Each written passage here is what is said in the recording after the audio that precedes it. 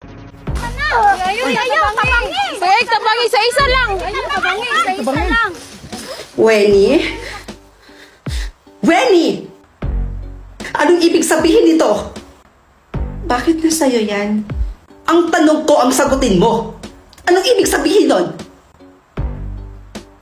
Sino bang nagpasa niyan sa'yo? Nakakalimutan mo yatang cellphone mo to? Ngayon, magpaliwanag ka sa akin. Anong ginawa nila sa'yo? Anong ginawa nila sa'yo? Ano kasi, nagkatuwaan lang talaga kami ng mga classmates ko kahapon. Oo. Bakit ikaw yung pinagtripan? Ikaw yung ginawa nilang pagkakatuwaan? Ganun ba? Wala lang yan. Dito ka lang. Walang papasok. Hindi ka papasok ngayon. Gwen, alam mo namang hindi pwede, hindi ba? Gwen, pwede ba? Pag sinabi kong hindi, hindi ka lalabas ng bahay ngayon. Naiintindihan mo ba? Dito ka lang. Gwen! Ano bang gagawin mo?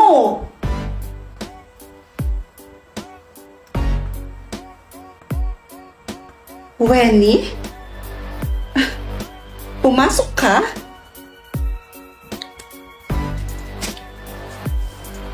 At bakit?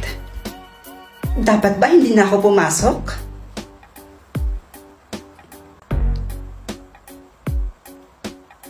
Kilala mo pa ba siya? Siya lang naman yung nambugbog sa'yo kahapon. Kaya umayos-ayos ka, ha? Dahil kung hindi, dadagdagan pa namin yung sakit sa katawan mo. Siya ba? Hi! Kamusta mami mo? Nanlalalaki pa ba hanggang ngayon? What the? Anong sinabi mo? Wah! Eh yung kuya mo, kamusta naman yung kuya mo sa kulungan? Hindi pa ba nakakalaya? How dare you!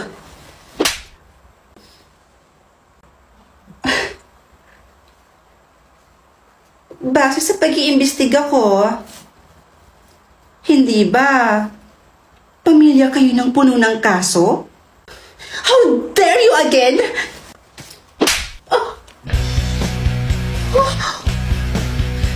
Sige, subukan mo lumapit. At pati ikaw, idadamay ko sa galit ko.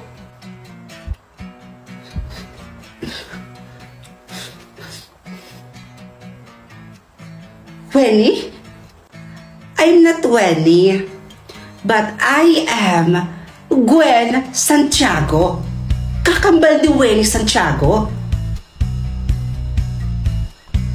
At ikaw naman pala yung bumugbog sa kakambal ko. Ang tapang mo rin eh, no?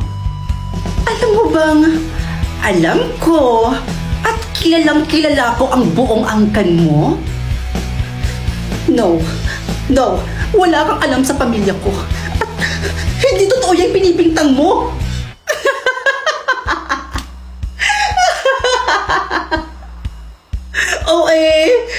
Kung ganon,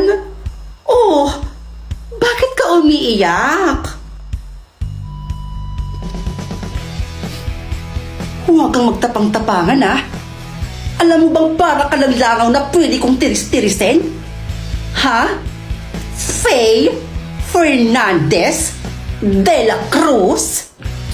Bitawan mo ko! Wah! Ang tapang mo! Grabe ka!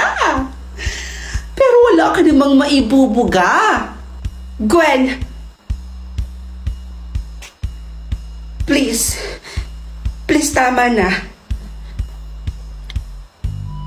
Next time, be careful. Ha, sweetheart?